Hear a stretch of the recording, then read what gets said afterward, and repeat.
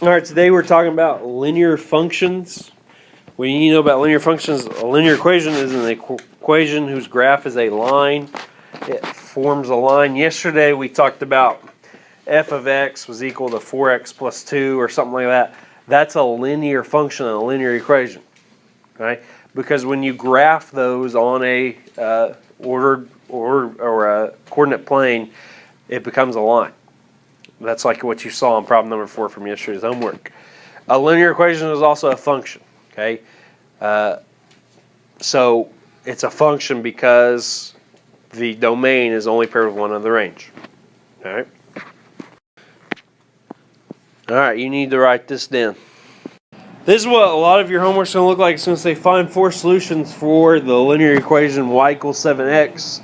Write the solutions ordered pairs. They're going to give you this table.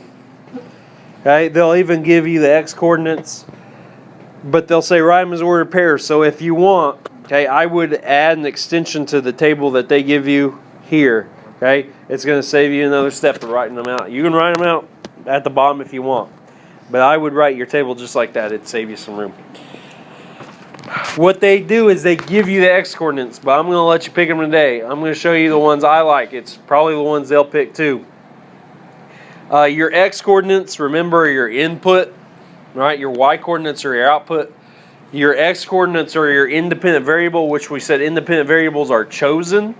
So that's why you get to choose. Today your book chooses, but you get to choose them.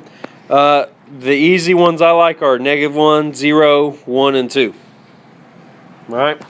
They're easier numbers to work with. You don't usually have large numbers when you put these in. Now you have y equals 7x. What you do is you replace x with -1 with your input. We're trying to find our y, our output. So we take 7 times -1, which is -7. And then it says write this as an ordered pair. So I write -1, -7. My x coordinate is -1. That's the one I chose. And my output, my dependent variable, is -7. I do the same thing for 0, 1, and 2. So I take 7 times 0, which is 0. So my ordered pair there is 0, 0. And then I do 7 times 1, which is 7. So my ordered pair there is 1, 7. And then I do 2 for x, which is 14. So my ordered pair is 2, 14. If you haven't noticed the pattern, your x coordinate, as it changes by 1, your y coordinate changes by 7. All right, it goes up 7 every time. Any questions? All right, so you're supposed to find 4 solutions for y equals 3x minus 1. All right, solutions are ordered pairs. You will have to do that. If you forget to do that, I'm counting it wrong. I want them in ordered pairs. Not just that the table's filled out, I want ordered pairs. Okay. Again, go with -1, 0, 1, and 2. You don't have to. If it says pick the numbers, you don't have to. All right. But these are easier numbers to work with. All right. So I plug in -1 for x. So -1 times 3 is -3. -3 minus 1 is -4. So there's my ordered pair, -1, -4. Then I do 0 for x. 3 times 0 minus 1, which is -1. Then I do 1 times 3 minus 1, which is 2. And I do 3 times 2 minus 1, which is 5. So as my x increases by 1, my y increases by, anybody notice? My y is increasing by 3 every time. Okay. Any questions? All right, write this down. All right, this is the x-coordinate of the point where the graph crosses the x-axis is the x-intercept. Intercept means to catch something, to where something crosses. So the x-intercept is where it crosses the x-axis. The y-coordinate of the point at which the graph crosses the y-axis is called the y-intercept.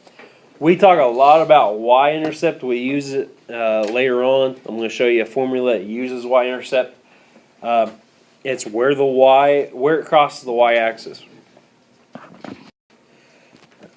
Okay, just look at this graph. Okay, as you can see from this graph, the x-intercept is at 3. It crosses the x-axis at 3. So the ordered pair of this x-intercept is 3, 0. So anywhere on the x-axis that it crosses, the y coordinate is always going to be 0. And that's the same thing when we're talking about y-intercept, except the x is now 0. Because the y-intercept here is at 0, 4. So it doesn't matter if it's here or here or here, your x-coordinate is always 0 on the y-intercept. Alright, everybody understand that? So where it crosses that axis that's the intercept. Okay, here it crosses at 4. So you could say the y-intercept was equal to 4. Here the x-intercept is at 3. Alright? You need to know that to be able to solve this. So write this down. You need a graph, negative 2x plus y equals 4. Okay, to do that, right, there's other ways of doing it. I'm going to, later on this week and next week, we're going to talk about easier ways. This way is just kind of get you started since we were talking about x and y intercepts. What you do is you want to find the x-intercept and the y-intercept. To do that, to find the x-intercept, if you remember, what was the y-coordinate of the x-intercept on the previous slide? You guys remember what the y-coordinate was? No, it wasn't 4.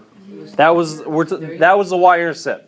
I'm talking about the x-coordinate on the y-coordinate on the x-intercept. 0. Okay? Your x-intercept always will have a y-coordinate of 0. So what I do is I plug in 0 for y to find my x-intercept. So I solve for x.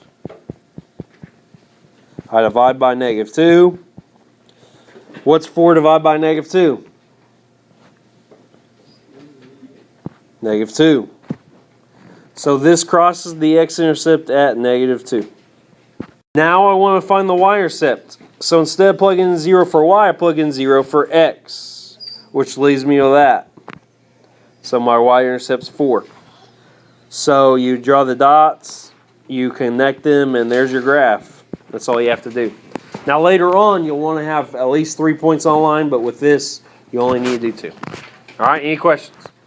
Yeah, how did you get 4 again?